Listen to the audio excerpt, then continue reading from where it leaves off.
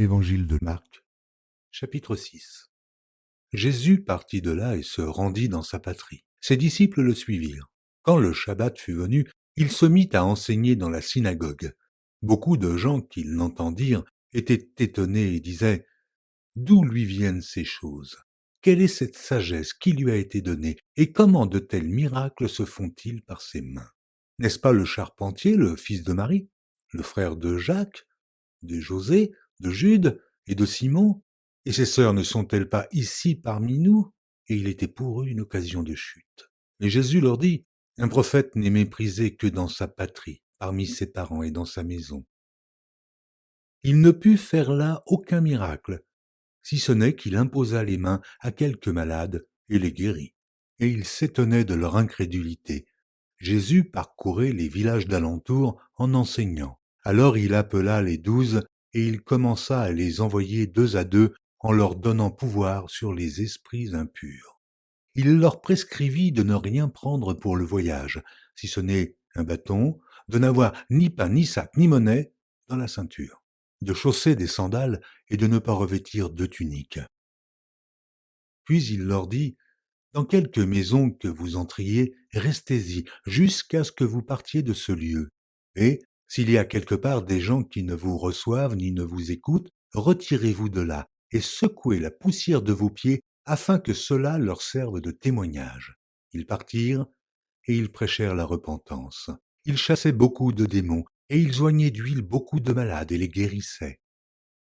Le roi Hérode entendit parler de Jésus, dont le nom était devenu célèbre, et il dit « Jean-Baptiste est ressuscité des morts, et c'est pour cela qu'il se fait par lui des miracles. » D'autres disaient « C'est Élie », et d'autres disaient « C'est un prophète, comme l'un des prophètes. » Mais Hérode, en apprenant cela, disait « Ce Jean que j'ai fait décapiter, c'est lui qui est ressuscité. » Car Hérode lui-même avait fait arrêter Jean et l'avait fait lier en prison à cause d'Hérodias, femme de Philippe, son frère, parce qu'il l'avait épousée, et que Jean lui disait « Il ne t'est pas permis d'avoir la femme de ton frère. » Hérodias était irritée contre Jean et voulait le faire mourir, mais elle ne le pouvait, car Hérode craignait Jean. Le connaissant pour un homme juste et saint, il le protégeait, et après l'avoir entendu, il était souvent perplexe et l'écoutait avec plaisir.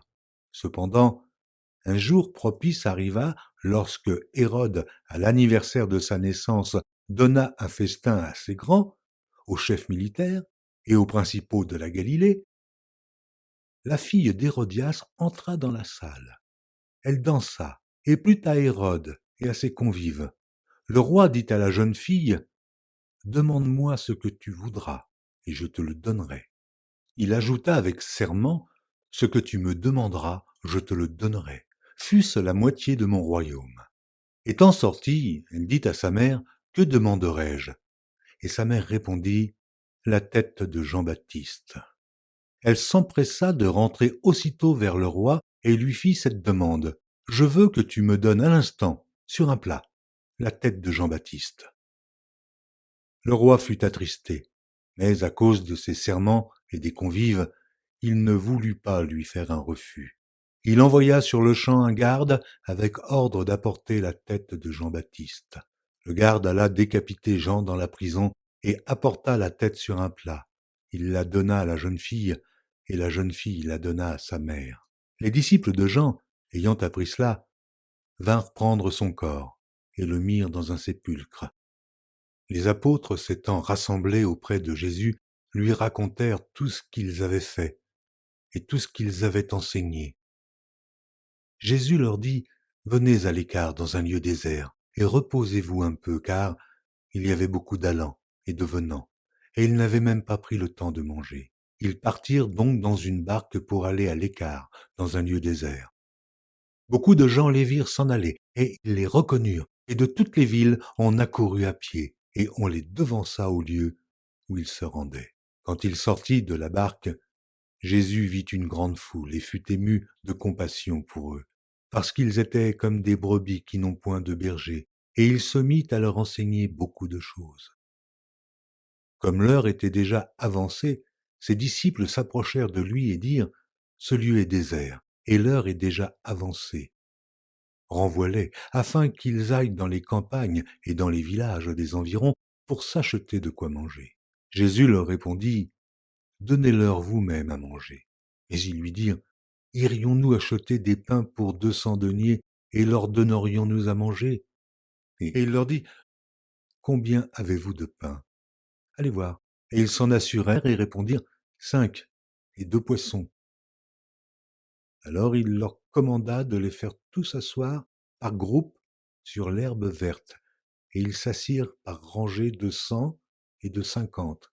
Il prit les 5 pains et les 2 poissons, et, levant les yeux vers le ciel, il rendit grâce. Puis il rompit les pains, et les donna aux disciples, afin qu'ils les distribuassent à la foule.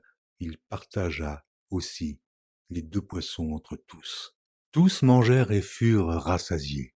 Et l'on emporta 12 paniers pleins de morceaux de pain et de ce qui restait des poissons. Ceux qui avaient mangé les pains étaient 5000 hommes. Aussitôt après, il obligea ses disciples à monter dans la barque et à passer avant lui de l'autre côté, vers Bethsaïda, pendant que lui-même renverrait la foule. Quand il l'eut renvoyé, il s'en alla sur la montagne pour prier. Le soir étant venu, la barque était au milieu de la mer et Jésus était seul à terre. Il vit qu'ils avaient beaucoup de peine à ramer, car le vent leur était contraire. À la 4e veille de la nuit environ, il alla vers eux, marchant sur la mer, et il voulait les dépasser. Quand ils le virent marcher sur la mer, ils crurent que c'était un fantôme, et ils poussèrent des cris, car ils le voyaient tous, et ils étaient troublés. Aussitôt Jésus leur parla et leur dit, « Rassurez-vous, c'est moi, n'ayez pas peur. » Puis il monta vers eux dans la barque, et le vent cessa. Ils furent en eux-mêmes tout stupéfaits et remplis d'étonnement, car ils n'avaient pas compris le miracle des pains parce que leur cœur était endurci. Après avoir traversé la mer, ils vinrent dans le pays de Génézareth, et ils abordèrent. Quand ils furent sortis de la barque, les gens, ayant aussitôt reconnu Jésus, parcoururent tous les environs, et l'on se mit à apporter les malades sur des lits, partout où l'on apprenait qu'il était. En quelques lieues qu'il arriva dans les villages, dans les villes ou dans les campagnes, on mettait les malades sur les places publiques, et on le priait de leur permettre seulement de toucher le bord de son vêtement, et tous ceux qui le touchaient étaient guéris.